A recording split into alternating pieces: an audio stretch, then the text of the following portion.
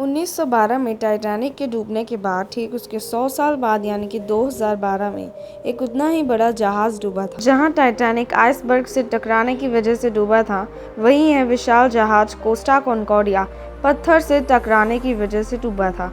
अब आप सोच रहे होंगे कि पानी में पत्थर कैसे आए।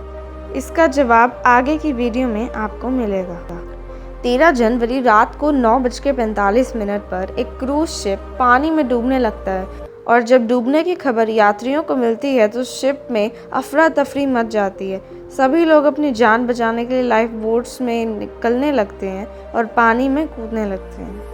तो आज की वीडियो में वह सब कुछ जानेंगे हम जो कोस्टा कॉन्कॉर्डिया के बारे में आज तक हमें पता ही नहीं थी। कोस्टा कॉन्कॉर्डिया को बनाया था इटालियन शिप कंपनी फिनकैंटियरी ने।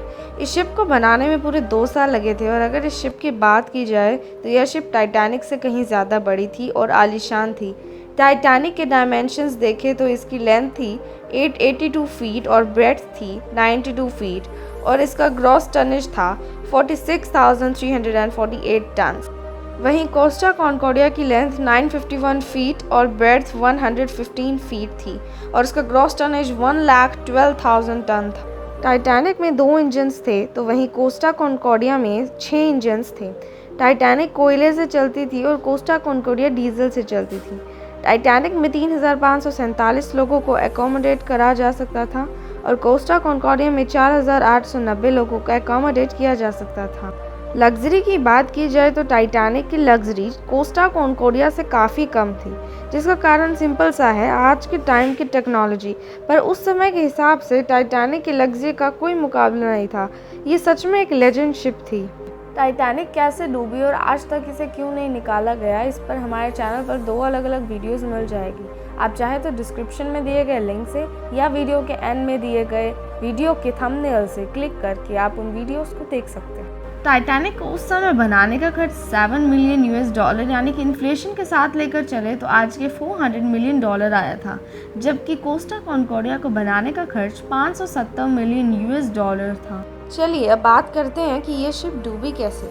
जैसा कि हमने बताया था कि कोस्टा कॉन्कॉर्डिया एक बड़े पत्थर से टकराने की वजह से डूबी थी और बीच समुद्र में पत्थर कैसे आ सकता है। कोस्टा कॉन्कॉर्डिया उस समय बीच समुद्र में नहीं था। कोस्टा कॉन्कॉर्डिया कोस्ट के काफ़ी करीब था, शैलो वाटर्स में। रात के लगभग 9:45 पर यह शिप एक पत्थर से टकराती है और इसके लेफ्ट साइड में 53 मीटर बड़ा होल हो जाता है, जिस कारण से बाहर का पानी शिप में तेजी से भरने लगता है। रात के 10:45 पर यह खबर अथॉरिटीज़ को दी जाती है और तब तक कोई इवैक्यूएशन के ऑर्डर्स भी नहीं दिए जाते और ये शिप शैलो वाटर में राइट साइड से आधी डूब जाती है। और इन सब के पीछे सिर्फ एक ही इंसान की गलती है, वो है शिप का कैप्टन फ्रांसेस्को शिटीनो। उन्होंने इस रूट को काफ़ी बार ट्रैवल करा था, इसलिए ओवर कॉन्फिडेंस के कारण वो शिप को प्री डिटरमाइंड रूट से ऑफ कोर्स ले गए और कोस्ट के ज़्यादा करीब जाने से शिप एक बड़े पत्थर से टकरा गई। और तो और उन्होंने अपना नेविगेशन सिस्टम भी ऑफ कर दिया था क्योंकि वह यह मानते थे कि वो इस रूट को अपनी सिर्फ आंखों से ट्रैवल कर सकते हैं। और तो और उनके एक क्रू मेंबर ने बाद में यह बताया कि उन्होंने उस रात को अपनी आंखों पर चश्मा भी नहीं पहना हुआ था। लॉ के हिसाब से अगर शिप डूब रही हो तो शिप का कैप्टन शिप से सबसे आखिरी में निकलता है और कोस्टा कॉन्कॉर्डिया के कैप्टन उन 4,000 लोगों में से 16वें स्थान पर थे जो शिप में से सबसे पहले बाहर निकले। कैप्टन के ना होने की वजह से इवैक्यूएशन के ऑर्डर भी क्रू मेंबर को नहीं मिल पाए। फिर भी क्रू मेंबर्स ने इवैक्यूएशन के ऑर्डर आने से पहले ही लाइफ बोट को प्रिपेयर करना शुरू कर दिया था। शिप पर सबसे ज़्यादा इटालियन, जर्मन और इंडियंस थे। इतना ही नहीं, इटालियन नेवी ने तो 2 हेलीकॉप्टर और इटालियन एयरफोर्स ने 1 हेलीकॉप्टर भी लोगों की मदद के लिए भेज दिया था। इस शिप के डूबने के बाद इसे कई स्टेजेस में बाहर निकाला गया था। सबसे फर्स्ट स्टेज था डीफ्यूलिंग। शिप को निकालते समय ऑयल स्पिल ना हो और पानी में रहने वाले जानवरों को कोई नुकसान ना हो, इसलिए सबसे पहले इसमें से सारा फ्यूल निकाला गया था। दूसरा स्टेज था राइटिंग, फ्लोटिंग और रिमूवल। इसके डूब जाने के बाद इसको दोबारा से खड़ा करने का काम शुरू हुआ और इसे दोबारा से पानी पर फ्लोट कराया गया।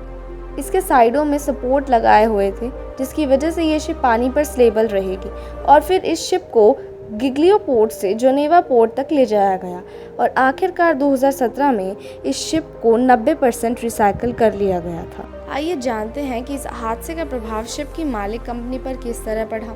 शिप के डूबने के बाद ही कंपनी के शेयर 16% तक गिर गए और सिर्फ इसी वजह से कंपनी को $95 मिलियन का नुकसान हो गया।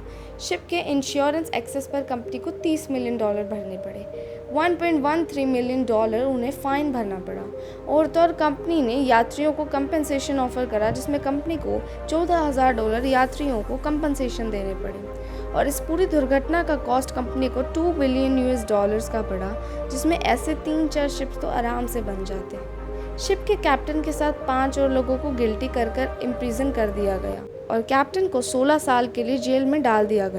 तो आप लोगों का क्या कहना था इस दुर्घटना में? अपने विचार हमें कमेंट में बताइए। चैनल पर नए हो तो सब्सक्राइब ज़रूर कीजिएगा और वीडियो पसंद आए तो लाइक भी कर दीजिएगा।